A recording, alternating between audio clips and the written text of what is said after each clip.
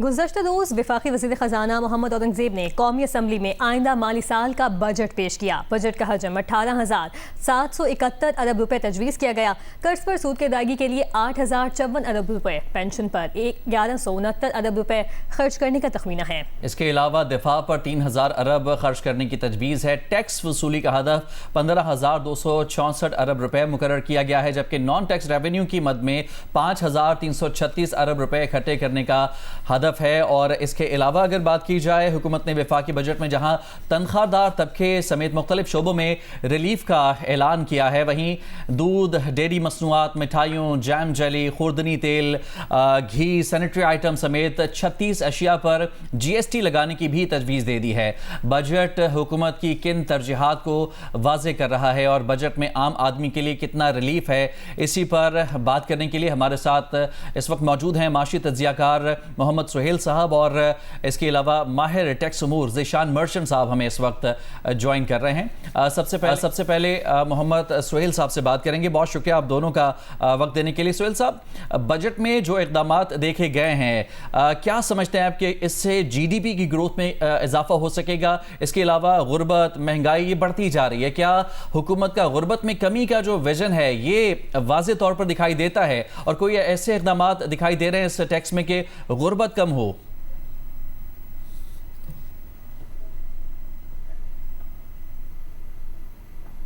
सुहेल साहब। बिस्मिल्लाहिर्रहमानिर्रहीम, बहुत बहुत शुक्रिया। देखिए, जो बजट कल प्रेजेंट किया गया वो तवक्कुआत, जी मैंने कहा कि जो कल बजट प्रेजेंट किया गया वो तवक्कुआत से काफी। IMF का प्रोग्राम चल रहा है, जब ईरान की वॉर खत्म नहीं हुई है, तेल की कीमतें ऊपर हैं, ऐसे वक्त में मेरे ख्याल में ये एक मुनासिब बजट है। मगर अगर आप कहें कि आम आदमी को इससे क्या फर्क पड़ा, तो मेरे ख्याल में डायरेक्टली तो फर्क नहीं पड़ेगा, इनडायरेक्टली इस तरह फर्क पड़ेगा कि उम्मीद लग रही है कि जो 4% की GDP ग्रोथ हुकूमत ईरान का मसला हल हो तो हासिल कर ले। इससे इनडायरेक्टली एम्प्लॉयमेंट में जो मसले मसाइल थे रोजगार के वो खत्म हो सकते हैं। गुर्बत जो बढ़ रही थी कम से कम वो रुक सकती है। और तीसरा ये है कि अगर हमने ये 4% GDP हासिल कर ली तो अगले साल हमें उम्मीद है कि ये 4.5-5 जा सकेगी। जहां तक डायरेक्ट इम्पैक्ट का ताल्लुक है, देखिए डायरेक्ट इम्पैक्ट तो आम आदमी पे 2-3 सूरत में आ सकता है। एक तो इस तरह आ सकता है कि GST घटा दिया जाए, जो हुकूमत ने नहीं घटाया क्योंकि गुंजाइश अभी भी नहीं है। हमारा टैक्स की GDP 12% तक तो हो गया मगर अभी भी कम है। दूसरा जो एक आम आदमी को इम्पैक्ट आता है वो तेल की कीमतों से, पेट्रोल और डीजल की कीमतों से आता है। उसमें हर साल हुकूमत जो पेट्रोलियम डेवलपमेंट लेवी में इजाफा कर रही थी, इस दफा इजाफा नहीं किया है मगर इस दफा कमी भी नहीं की है। और ये एक बहुत बड़ा एक आम आदमी के लिए, गरीब आदमी के लिए, लोअर मिडिल क्लास के लिए बहुत बड़ा इम्पैक्ट है, क्योंकि पाकिस्तान में हमेशा बांग्लादेश और भारत से पेट्रोल की कीमत कम हुआ करती थी। ये पहली दफा हुआ है कि पाकिस्तान में जो पेट्रोल पंप में जो कीमत है वो इंडिया से और बांग्लादेश से, नेबरिंग कंट्री से बढ़ गई है। और एक आम आदमी जिसकी 50,000 लाख रुपए तनख्वाह है, उसका एक बहुत बड़ा पोर्शन जो है वो अपनी पेट्रोल में हो जाता है। तो इसलिए मैं कहूंगा कि एक आम आदमी को डायरेक्ट बेनिफिट होगा और इनडायरेक्ट कुछ बेनिफिट जरूर होंगे। ज़ीशान मर्चेंट साहब, आपकी जानिब आना चाहूँगी, कहिएगा कि ये जो टैक्स पेश किया गया है हुकूमत की जानिब से, क्या ये लॉन्ग टर्म बेनिफिट दे सकता है हमें, या फिर ये भी सिर्फ एक शॉर्ट टर्म रिलीफ के तौर पर काम करेगा? ऑल्दो ये बहुत सारे हल्के दावा कर रहे हैं कि बिज़नेस के लिए एक अच्छा टैक्स पेश किया गया है और जो मिडिल ईस्ट का कॉन्फ्लिक्ट था उसके पेश नज़र एक अच्छा टैक्स जो है बजट पेश किया गया है, लेकिन क्या ये लॉन्ग टर्म में हमें फ़ायदा दे सकता है? बिस्मिल्लाहिर्रहमानिर्रहीम। जी, मैं जो अभी तक जितना मैंने पढ़ा है उसमें जो 2 चीज़ें बहुत अच्छी नज़र आई हैं वो ये नज़र आई है कि सैलरी टैक्स पेयर जिनका टैक्स बहुत ज़्यादा था उसमें जो है एक एफ़र्ट नज़र आती है गवर्नमेंट की कि उसका टैक्स को जो है वो कम किया गया है। जो मिडिल लेवल के जो सैलरीड अर्नर्स हैं उनका जो है काफ़ी 5% तक टैक्स के रेट को कम किया है, तो ये एक खुश आइन बात है। और प्लस जो हाई सैलरी अर्नर्स जो 1 करोड़ रुपए से सालाना ज़्यादा कमाते हैं, उनके ऊपर जो 9% का सरचार्ज था उसे ख़त्म कर दिया है। तो सैलरी के लिए तो एक अच्छे सैलरी टैक्स पेयर्स के लिए एक ही अच्छी बात है।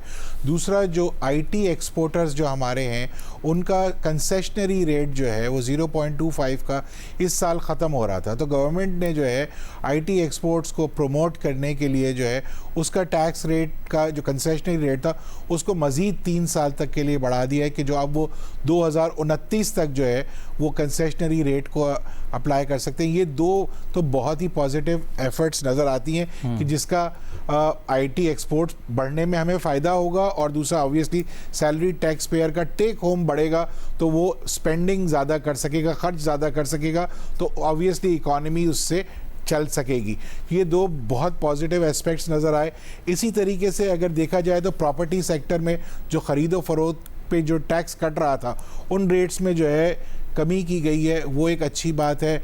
जो बिजनेसेस जो हैं जिनका 500 मिलियन तक जो प्रॉफिट था उस पे से सुपर टैक्स को ख़त्म कर दिया है, ये अच्छी बात नज़र आ रही है। इसी तरीके से जो है एक्सपोर्टर पे जो 1+1 2% टैक्स कट रहा था उसको कम करके अब 1.25% किया है। तो ये तमाम चीज़ें जो हैं पॉजिटिव डायरेक्शन में जाती हुई नज़र आ रही हैं। लेकिन जो चीज़ें हम समझ रहे थे कि उसमें भी चेंज आएगा, जो नहीं आया, जैसे सैलरी टैक्स पेयर के टैक्स को कम किया गया है, इसी तरह से एक कारोबारी इंडिविजुअल जो है बिजनेस इंडिविजुअल्स और पार्टनरशिप फर्म्स जिनको AOP कहते हैं, हम ये समझ रहे थे कि जो जैसे उनका मैक्सिमम रेट जो है 49.5% है, उसको भी गवर्नमेंट कंसिडर करेगी। वो इस बजट में उन्होंने कंसिडर नहीं किया। मैं समझता हूँ कि शायद अब जो तजावीज़, जब जो डिस्कशंस होंगे उसमें शायद इस पे बात हो तो शायद उनके लिए भी थोड़ा सा फ़ायदा होगा। बिल्कुल, जो रिएक्शंस ज़ीशान साहब आ रहे हैं उसमें कुछ ऐसी चीज़ों को पॉइंट आउट यकीनन किया जा रहा है जिनके लिए एक्सपेक्ट किया जा रहा था लेकिन उन पर बात नहीं की गई। सोहेल साहब, इस बजट में आपके ख्याल में कोई लॉन्ग टर्म प्लानिंग दिखाई दी है? और पाकिस्तान खासतौर पर जिस तरह से डेब्ट में एक फंसा हुआ है, इस डेब्ट से निकलने का कोई रास्ता आगे के लिए निकलता हुआ दिखाई दिया है आपको? देखिए, जो पाकिस्तान का क्राइसिस है वो हमेशा करंट अकाउंट फिस्कल डेफिसिट से आता है, जो करंट अकाउंट डेफिसिट में कन्वर्ट होता है। 2017 के ऑनवर्ड्स पिछले 9 साल में जो पाकिस्तान में सवाल आया है, इतना बुराई हमने कभी नहीं देखी। उसका रीजन ये था कि पॉलिटिकल मकासद के लिए सारी हुकूमतें जो है लिक्विडिटी पंप करती थी, इंपोर्ट को सस्ता करती थी, रिजर्व को यूज करती थी, जिससे 6% GDP हो जाती थी ताकि वो इलेक्शन जीत जाए। अब वो 6% GDP के पीछे आपको 8% का फिस्कल डेफिसिट करना पड़ता था, और वो फिस्कल डेफिसिट हुकूमत बोरो करती थी। इसकी वजह से जो इंटरेस्ट रेट जो है वो बढ़ने शुरू हो गए। तो मेरे ख्याल में जो लॉन्ग टर्म का जो विजन या प्लान ये है कि मुझे लग रहा है कि हुकूमत को और जो एस्टेब्लिशमेंट है उसको समझ आ गया है कि बूम बस्ट साइकिल की थ्योरी पाकिस्तान में काम नहीं कर रही। पाकिस्तान में 4-5% की ग्रोथ अगर 4-5 साल हो जाए, ये कदरे बेहतर है कि 2 साल 6% ग्रोथ हो और 1 साल 2% हो और 2 साल पाकिस्तान क्राइसिस में है। तो अगर हमने फिस्कल डिसिप्लिन IMF के होते हुए तो हम कर ही रहे हैं। ज़ीशान मर्चेंट साहब, आपके ख्याल से जैसा कि बात की जा रही है, जो एक आइडियल जो ग्रोथ का जो हदफ है 5 या 6, जिसके बारे में सिर्फ बात ही की जाती है, लेकिन पिछले 4 साल को अगर मद्देनजर रखते हुए हम देखें तो हम 3% तक भी प्रॉपरली पहुंच नहीं पाए। इसको देखते हुए क्या कोई ऐसी प्लानिंग है हमारे पास कि हम जो एक आइडियल हदफ है वहां तक पहुंच पाएँ? देखिए, मैं समझता हूँ जैसे अब अगले साल का जो ग्रोथ का टारगेट रखा है 4%, मैं समझता हूँ वो तो बहुत आसानी से हम कवर कर लेंगे, क्योंकि जो इस वक्त नज़र आ रहा है कि चीज़ें कुछ ना कुछ बेहतरी की तरफ जा रही हैं। अब आप देखें, जैसे अब अभी बात हो रही थी जैसे क्राइसिस में, अब पेट्रोल की कीमत में काफ़ी फ़र्क नज़र आया। कल हमने देखा 4 रुपये पेट्रोल की कीमत को कम किया गया, तो ये कुछ एक पॉजिटिव है।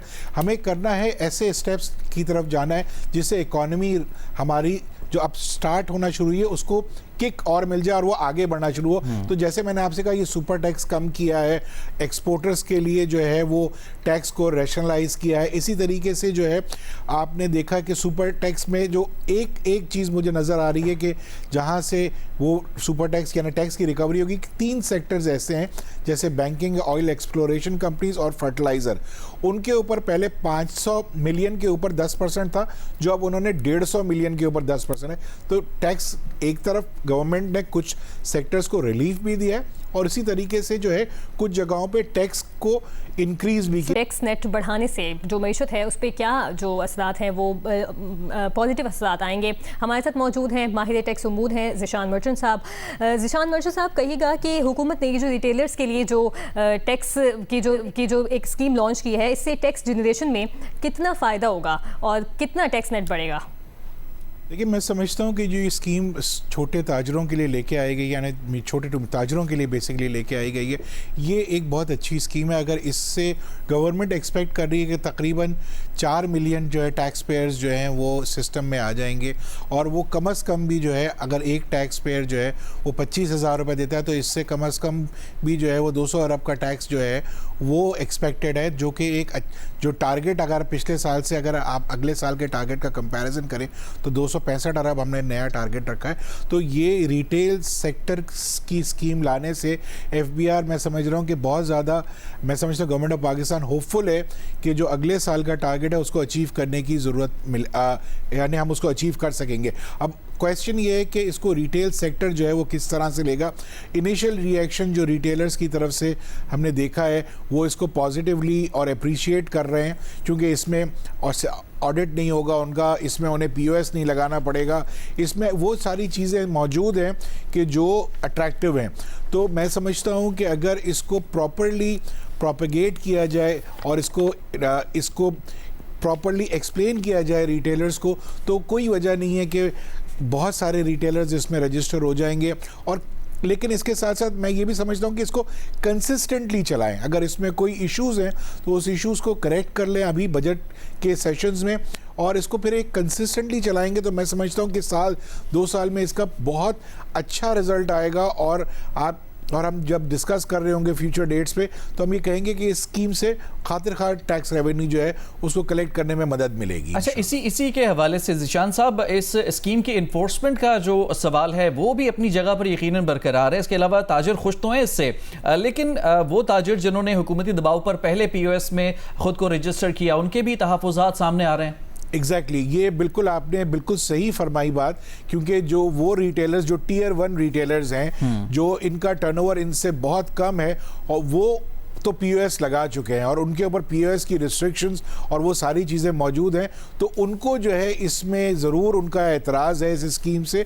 लेकिन जैसे कि मैंने कहा, अभी बजट सेशन चल रहा है, इसमें जो है अगर इन चीज़ों को डिस्कस कर लिया जाए, या तो टियर 1 रिटेलर्स जो हैं उनको भी कोई एक ऐसा ऑप्शन दे दिया जाए, तो मैं समझता हूँ कि it's going to be a win win situation और इससे बेहतरी आ सकती है। देखिए, अल्टीमेट ऑब्जेक्टिव क्या है? अल्टीमेट ऑब्जेक्टिव ये है कि वो लोग जो टैक्स सिस्टम में नहीं है वो टैक्स सिस्टम में आ जाएं और जो टैक्स का टारगेट है वो अचीव हो जाए। तो मैं समझता हूं कि अगर इसको प्रॉपरली जो है अगर हम डिस्कस कर लें रिटेलर्स के साथ, जो ऑलरेडी सिस्टम में है या जो सिस्टम में नहीं है, तो उससे मैं समझता हूं एक बहुत बड़ा chunk of revenue government of Pakistan को हासिल हो जाएगा। ज़ीशान मर्चेंट साहब, ये भी कहिएगा कि जो एफबीआर है उसमें ऑटोमेशन और एआई को जो है वो इंट्रोड्यूस करने की बात की गई है, इससे जो टैक्स निज़ाम है, टैक्स कलेक्शन का निज़ाम है, उसमें कितनी शफाफियत आएगी और कितना ये मौसर रहेगा फ्यूचर में टैक्स कलेक्शन के लिए? देखिए, हम बहुत अरसे से सुन रहे थे कि टैक्स पेयर और टैक्स कलेक्टर का जो है ताल्लुक बिल्कुल ख़त्म करना है, फिजिकल इंटरेक्शन ख़त्म करनी है।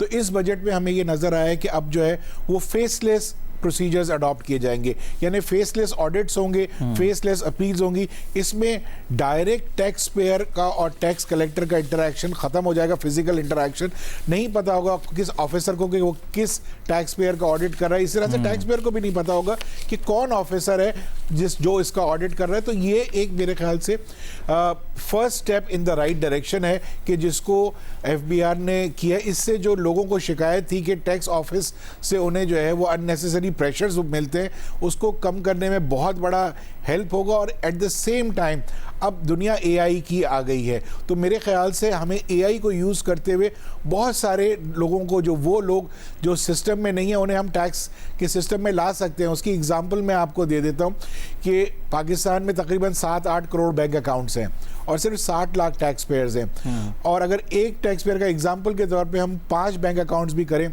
तो ये 60 लाख टैक्स पेयर्स के 3 करोड़ अकाउंट बनते हैं।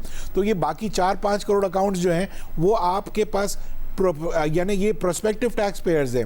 इसी तरीके से जो विदहोल्डिंग एजेंट्स हैं वो कई सालों से जो है वो नॉन फाइलर्स का डेटा एफबीआर को प्रोवाइड कर रहे हैं। तो वो डेटा तो आपके पास मौजूद है, एआई को इस्तेमाल कीजिए और उसको जो है इन लोगों को टैक्स में रजिस्टर करें। ये लो हैंगिंग फ्रूट्स हैं।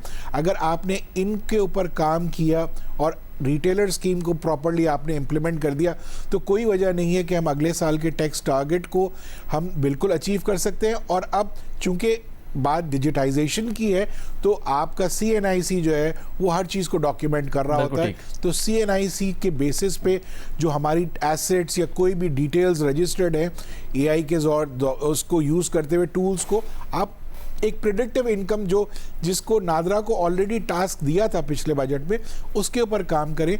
तो ऐसी बहुत सारी चीज़ें हैं कि जो विद इन द आप लॉ आप कर सकते हैं और उससे आप टैक्स बेस को बढ़ाएंगे। और जब ये टैक्स बेस बढ़ेगा तो मुझे यकीन है कि एग्जिस्टिंग टैक्स पेयर को भी फ़ायदा होगा। मर्चेंट साहब, रेवेन्यू के टारगेट की बात करें, 15,260 अरब रुपए टारगेट रखा गया है। कोई नया टैक्स नहीं लगाया गया, टैक्स कम भी किए गए हैं। अपेरेंटली प्लान है क्या इन्फोर्समेंट से जो टारगेट है इसे पूरा किया जाएगा और प्रैक्टिकली क्या ऐसा करना पॉसिबल है? देखिए, ये जो बजट का जो अगले साल का टैक्स का टारगेट है ये तकरीबन 17.5% हायर है देन लास्ट ईयर। हम ये समझते हैं, जो हम एक कॉमन अंदाज़ा लगा रहे हैं कि 4% ग्रोथ है, 8% तकरीबन इन्फ्लेशन होगा, 8.2, तो 12.25% तो हम इसी तरीके से हमारा टैक्स बढ़ जाएगा। अब रह जाएगा गैप 5% का। तो ये 5% जो है हमें इन्फोर्समेंट के थ्रू, ये जो नई ट्रेडर स्कीम आई है इसके थ्रू, और जो अभी हम बात कर रहे थे कि डिजिटाइजेशन के टूल्स को यूज़ करते हुए नए टैक्स पेयर्स को अगर हम सिस्टम में लेंगे तो कोई ऐसी मुझे वजह नज़र नहीं आती कि हम ये 5% के गैप को रिकवर नहीं कर सकते। लेकिन ऑब्वियसली एफर्ट करनी पड़ेगी, इन्फोर्समेंट करनी पड़ेगी, ब्रॉडनिंग ऑफ टैक्स बेस करनी पड़ेगी। इसके बगैर जो है थोड़ा सा मुश्किल हो जाएगा अदरवाइज। ज़ीशान मर्चेंट साहब, कहिएगा कि जो वर्ल्ड बैंक है उसने जो प्रिडिक्ट किया है इस जंग के माहौल में, वो साउथ एशिया जो है वो 6.3% जो है वो GDP ग्रोथ कर सकता है। लेकिन हम देख रहे हैं कि हुकूमत जो है वो 4% GDP जो ग्रोथ है वो प्रिडिक्ट कर रही है। ब्रेक से पहले भी इस पे बात हो रही थी, क्या 4% GDP की ग्रोथ जो है वो एक सही हिंसा आप उसको कहेंगे, या फिर इससे ज़्यादा भी हुकूमत चाहती तो वो प्रिडिक्ट कर सकती थी और उसको अचीव भी कर सकती थी? मैं समझता हूँ कि गवर्नमेंट ने बहुत कॉशियसली जो है ये 4% का फिगर रखा है, और मैं ये समझता हूँ कि ना सिर्फ ये अचीवेबल है बल्कि जो है ये हम इसको एक्सीड करते हुए नज़र आ सकते हैं। क्योंकि आप देखें कि जो कल परसों जब economic survey of Pakistan release हुआ तो फाइनेंस मिनिस्टर साहब ने ये कहा कि हम जो है हमारे मैक्रो इकनॉमिक इंडिकेटर्स जो है वो बेहतर हो रहे हैं, और 2 साल से आप ये 3 साल से देखेंगे कि हम बतदरीज आहिस्ता आहिस्ता ग्रोथ को अचीव करते जा रहे हैं और इंक्रीज़ हो रही है। ऑल्दो 4% जो है वो हल नहीं है, हमें 6% के करीब जाना ज़रूरी है, क्योंकि हमारी पॉपुलेशन की ग्रोथ बहुत तेज़ी से हो रही है। हमारा जो हर साल जो सिस्टम में जो नई जॉब्स क्रिएशन है वो कम से कम भी 20 से 25 लाख की लोगों की ज़रूरत है।